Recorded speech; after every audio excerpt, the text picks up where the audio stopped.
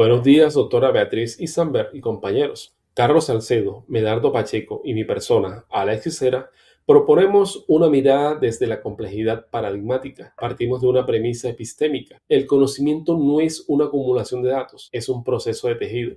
Como doctorando de la UPEL, les invitamos a transitar del reduccionismo de la simplicidad hacia el pensamiento complejo, asumiendo la investigación como la aventura del espíritu que plantea Morin para aprender una realidad reticular. La crisis de la simplicidad.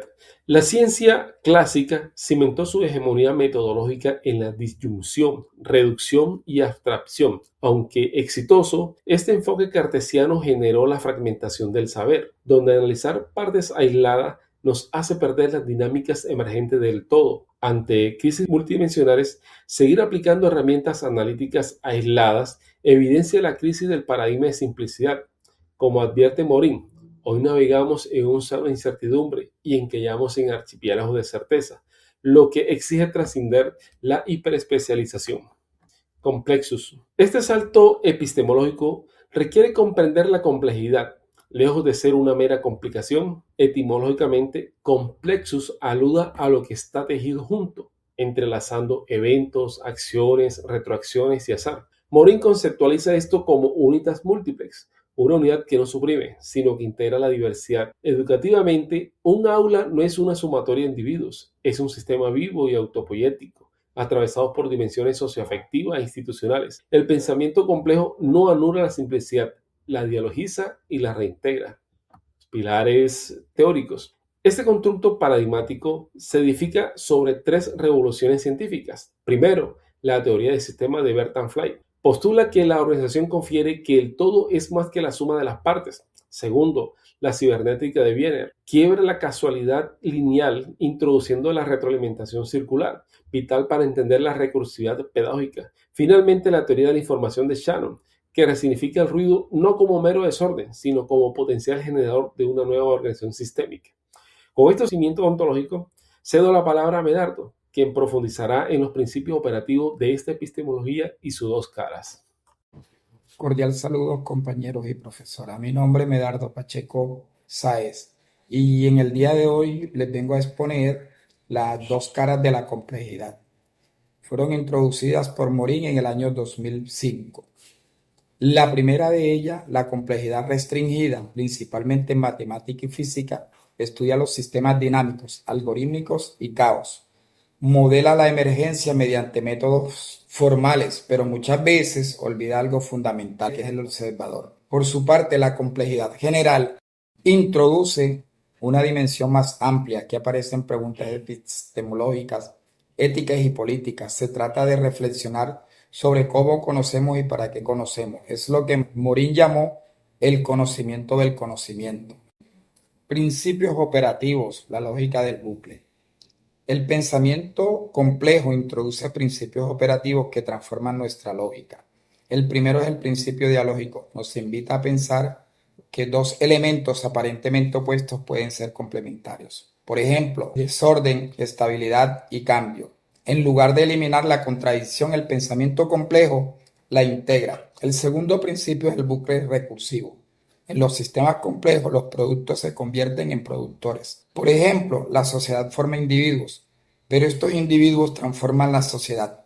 Este principio explica que los sistemas sociales están siempre en procesos de cambio. Principio hologramático y emergencia. Hologramático afirma que no solo la parte está en el todo, sino que el todo está en la parte. Cada individuo contiene rasgos de la sociedad que lo formó.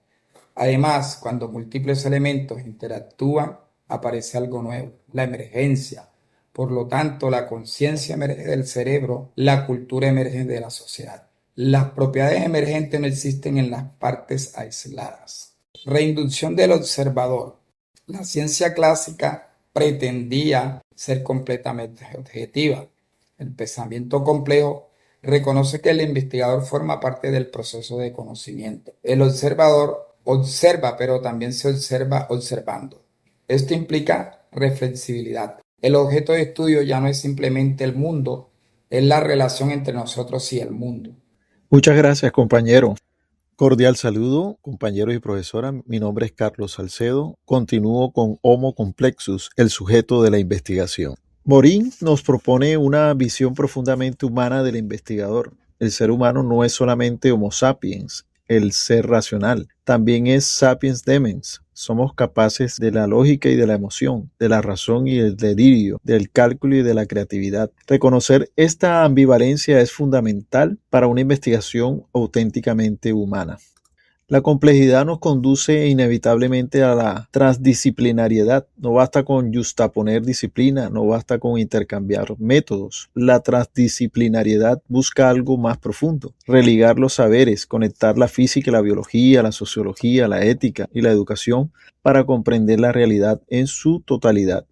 Una de las principales implicaciones educativas del pensamiento complejo es aprender a educar para la incertidumbre. Como señala Morin, navegamos en un océano de incertidumbres con algunos archipiélagos de certezas, lo cual plantea que la educación no debe limitarse a transmitir información, sino a enseñar a comprender el conocimiento. Esto implica reconocer los errores del saber, relacionar los conocimientos con su contexto, comprender la condición humana y aprender a enfrentar la incertidumbre. La educación debe formar personas capaces de pensar críticamente, adaptarse al cambio y comprender la complejidad del mundo.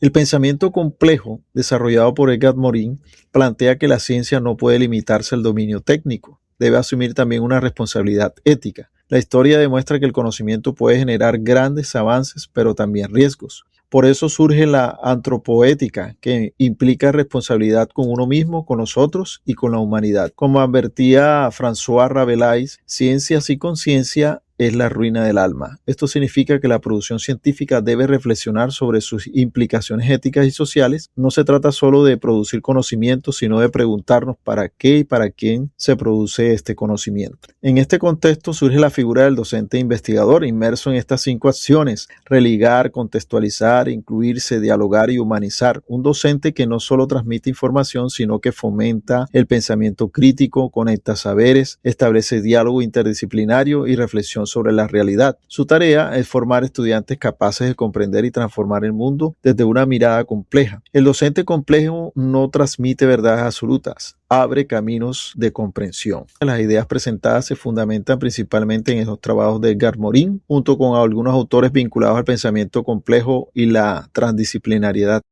Para cerrar, retomo la idea central de Morin. El pensamiento complejo no es una meta definitiva, sino una aventura permanente del espíritu humano. Nos invita a reconocer la incertidumbre, a conectar saberes y a comprender riqueza de la diversidad. Como educadores y investigadores, nuestro desafío es aprender a tejer conocimientos para comprender mejor la complejidad del mundo. Muchas gracias.